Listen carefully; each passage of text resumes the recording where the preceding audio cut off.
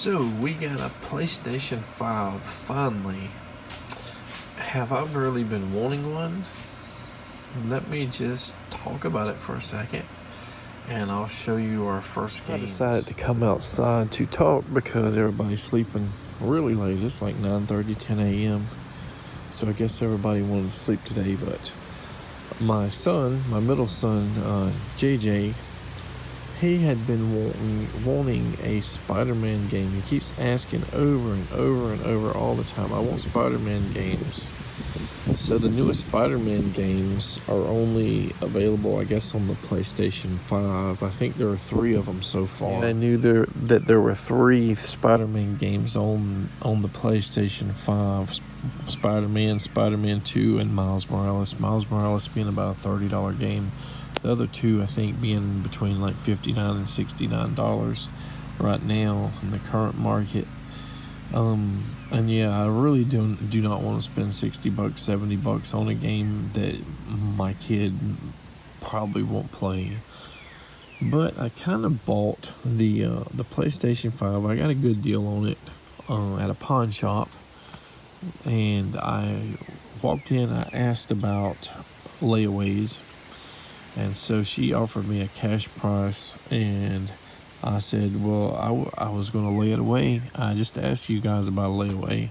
So she gave it to me on layaway for that good cash price. And it was like $75 a month until it was paid off. And I ended up paying it off 2 months in advance. So we brought it home. But before bringing it home, we did a lot of YouTube searches, reviews, gameplay on the Spider-Man games. And my middle son is 4 years old. He doesn't really play games. He likes watching them on YouTube. We kind of made the decision that, we would just be wasting money because these games are too advanced, for his game playing abilities. If you've been on this channel for a while, checking out all of our content, like last Christmas, we spent several months, Mom and me, talking about, what is the ideal system for kids that are just learning how to do gaming. And, I kept going back to the Switch, but there's a variety of reasons why we did not get a Switch and we went with an Xbox One S. And even now, as far as gaming content and gaming content for kids, I think the Switch still beats them all out. For young kids at least, and teenagers would probably rather, they would probably have anything, PS5, Xbox One, mobile phone. So basically, I had a spare Xbox One S that never got used because I upgraded to the Xbox One X, and it doesn't really get used much, but a little bit. And the games on, when they come to the Xbox One, they seem to be cheaper than PS5 games now, which is a good point to talk about. Sometimes even like PS4 to PS5, it's $10 or more expensive to get the PS5 versions.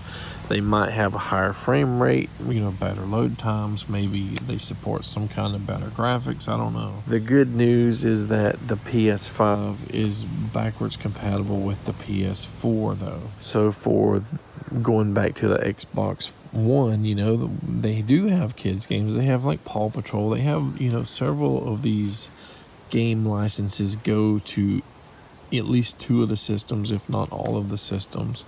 So the Paw Patrol games, I think, are on most, if not all, of the systems.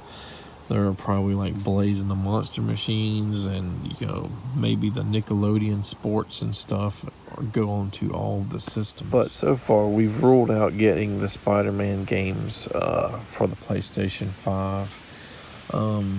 Maybe in a year or 2, if we find them for $5 or $10 or on a Black Friday sale, we'll get them just to say, hey, here's your Spider-Man games. But we're not going to pay $30 to $70 for them. And I've sort of decided not to put the PlayStation 5 in their room. They already have the Xbox One S. And I think just because of the cost of games, we may revert to that for, you know, a cheaper version of game X, Y, and Z. So we have been also taking our kid, you know, our middle kid, and letting him watch videos and look at games that are somewhat kid friendly on YouTube to try to see if he would make up his mind on what he wanted. So I sort of made up my mind to look at like 5 games maybe, and 1 or 2 of the games he just absolutely did not like. So Mom and I, we looked at the Sonic Superstars game. Very colorful, very fun. You know, it's advanced, but it's also simple as well. You know, you got the super speed, Sonic speed, and all running through the areas, you know, doing the little twirls and stuff over the ramps or loops and all that stuff. And it's, I don't know how to explain it unless you played it. You know, it's hard and easy at the same time, right? So if you can just almost be on auto play for half of the game, but then there are also difficult spots where you can lose all your rings, you know, get hit with a spike, or the boss battles might be not super easy until you at least figure it out and get some good hand-eye coordination, you know, get, you know, all that good stuff. But he had another idea to get the Teenage Mutant Ninja Turtles Cowabunga Collection. Now, we looked at the videos, and he said, I want it. I said, I don't think you're going to like this. These are games from the 80s and early 90s. Turtles Arcade, Turtles in Time. Now, I love Turtles Arcade. I love Turtles in Time. Never really played Tournament Fighters or any of the Game Boy games. So the Cowabunga Collection probably is aimed toward my, you know, age group, but with the added ability of some of the games to play online with other people. But he was insistent, so I said, well, let's take your allowance, let's look at what you got, and we counted out $15, and he cleaned his room. And I said, well, you cleaned your room, so I'm going to give you $5 extra. So the Turtles game at Walmart.com or Amazon or somewhere was $19 and something, probably like $21 after tax. So I said, you can go ahead and buy that with your allowance, and I'll buy you the Sonic game.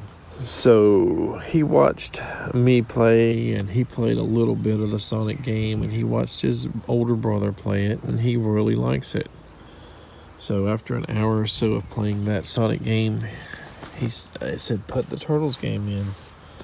We put it in, and he absolutely hated it. None of the games that we tried he liked. Sometimes you just get a feeling or an idea of what's good and what's bad for your kids, and they don't know what's bad. They think certain things are good and certain things are bad, and they can be totally off.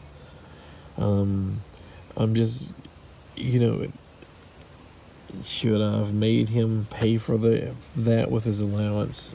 I don't know. But Sonic was $30, so I paid more than he did. Anyway, I think for the most part, the PS5 isn't really a young kid system. I think you can probably go back to that Nintendo Switch as having not just the games that go on all platforms or most platforms, but also there are kid-specific games or ones that are easy enough that you can just play on the Switch. But, you know, my reservations about the Switch was the controller, or is the actual Switch system going to be, you know, dropped, thrown, broken? So I think Nintendo really needs to come up with a consoleized version that is more heavy duty, more resilient, a quality built system that doesn't have the screen and the, you know, just has, you know, wireless or wired controllers is fine. But until they get a consoleized version, whether it's the Switch 3 or whatever, that needs to be an option. You know, yeah, of course people love to play on their phones. They love portable Switch, the Switch Lite or whatever. There's a market for them. But there's also, I believe, a market for a consoleized version which would be way cheaper for them to manufacture. So we decided to put the PlayStation 5 in our room, at least for now. Natalie's not super happy about it, but it allows us to kind of control their game time, their screen time, and they're just, none of the kids, or at least the bottom two, the middle and the youngest one, are responsible with their CDs, DVDs, discs. They get, you know, separated from their cases. They get scratched up all the time, possibly thrown away. So we need to be able to secure, you know, when we have hundreds or thousands of dollars worth of games.